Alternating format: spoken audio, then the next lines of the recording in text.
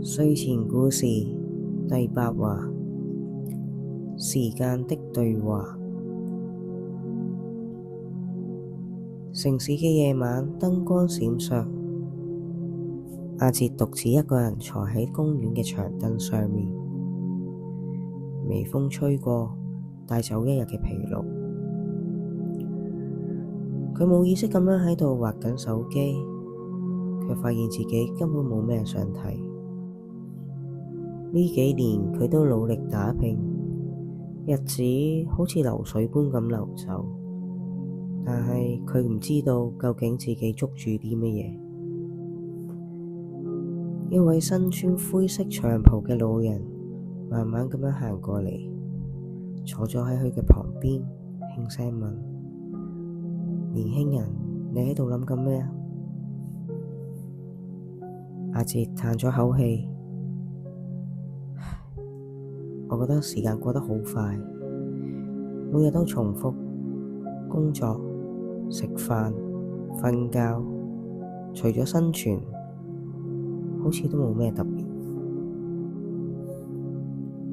老人笑咗一下，指住公園裏面嗰棵老樹。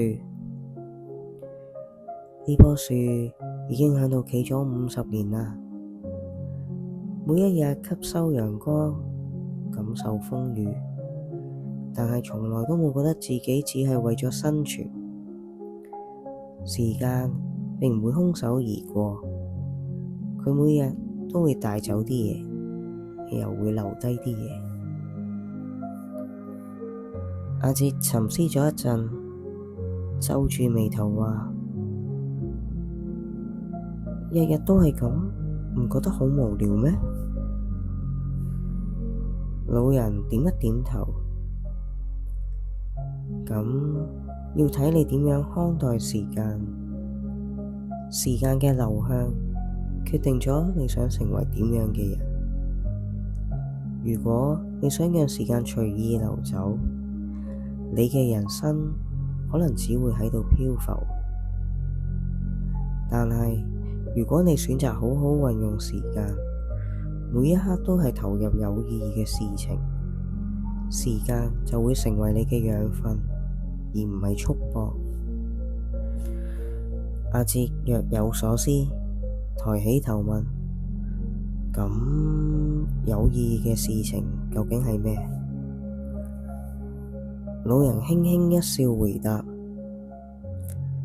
呢個答案每個人都唔同。對某啲人嚟講，創造就係有意義；對某啲人嚟講，陪伴至親至愛係有意義；而對有啲人嚟講，探索世界、追尋知識係有意義。但最重要嘅係你自己覺得有意義先至算數。阿哲再一次沉思，回憶起過去嘅歲月。佢曾經為夢想熱血過，曾經為愛人投入過，亦都曾經努力拼搏時感受到過真正嘅滿足。佢忽然明白，時間本身唔可怕，可怕嘅係自己冇選擇佢應該去邊。佢抬頭望向天空，星光喺夜幕中閃爍，彷彿好似同佢喺度說話。佢笑咗一笑，細細聲講：我諗我終於明白。老人企起身，輕輕拍下阿哲嘅膊頭，微笑住慢慢走遠。阿哲望住佢嘅背影，心諗，或者呢個老人就係時間嘅化身。